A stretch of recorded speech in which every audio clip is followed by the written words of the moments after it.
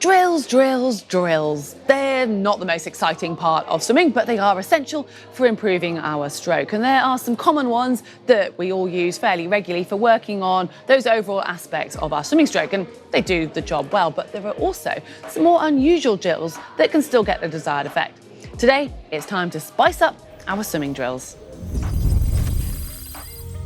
I have to start with a quick disclaimer. These are unusual drills and therefore don't have official names, so please accept my suggested titles.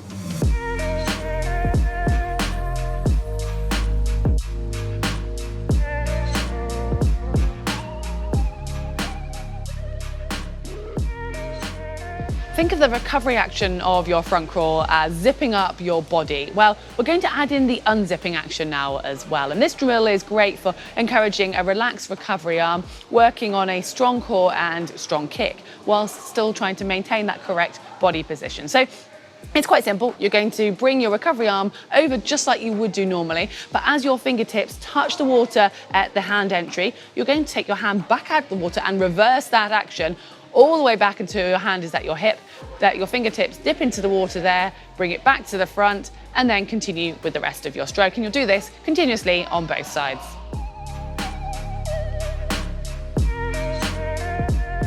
This is a hard one to label and quite a hard one to describe, but it's going to be working on high elbow and your overall body position. So we're basically going to be pausing the stroke midway through the pull and the recovery. Yes, that sounds complicated, but bear with me on this one. So you're going to start by taking 3 strokes, and then midway through that 3rd stroke, when your pull, your arm coming under your body, is halfway through and your recovery arm is also halfway in the air, you're going to hold it there. And with that arm that's under the water in your pull phase, you're actually going to do a scull for the count of 3 underneath your body. So you're sculling in the mid-scull phase. Once you've counted to 3, you're then going to continue with the rest of your pull, and then your recovery can complete.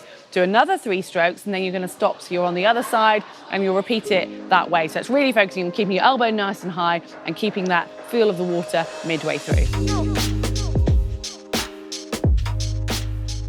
This one is easier to do physically and also easier for me to explain. Now, finger trickle just slows your stroke down generally whilst helping to encourage a relaxed recovery arm. It also guides your hand in at the start of the catch and the pull. So simply for this, as your hand comes out of the water for recovery, instead of taking it fully out of the water, leave your fingertips touching the water's surface, and then you're going to literally trickle them through the water through to the front of your stroke for the whole of your recovery phase, and you'll do that on both sides. You don't want to leave your hand too deep in the water because that would add in too much resistance, but you don't want to just be touching the odd splash. You do actually need your fingers touching. And I know some of you out there might be saying, well, I swim with a straight arm recovery. This is purely a drill. It's not trying to change your stroke.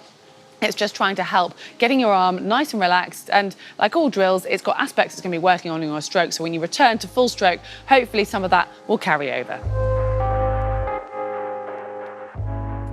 Slowing things down gives your brain longer to think about things, and when it comes to swimming, there are so many aspects of the stroke you need to process, so this gives you more time to think about each of those areas, and if there are small changes you're trying to make, you can focus on those and then hopefully make them become more permanent in the future. This is a relatively simple drill, so you're going to simply take 1 full stroke nice and slowly. So by that I mean a pull under your body with your left arm and your right arm, and you're going to do it as though you're swimming in slow motion, so super slow, over-exaggerating how slow it would be, and then you can focus on whatever points it is you're needing to work on your stroke. Once you've done that complete cycle, and then you want you to do 3 strokes really fast, so a little bit quicker than is normal, and return once you've done those 3 full strokes back to 1 full stroke slow again. So hopefully on the slow one, you can think about those aspects you're working on, and on the fast ones, they hopefully become a little bit more natural.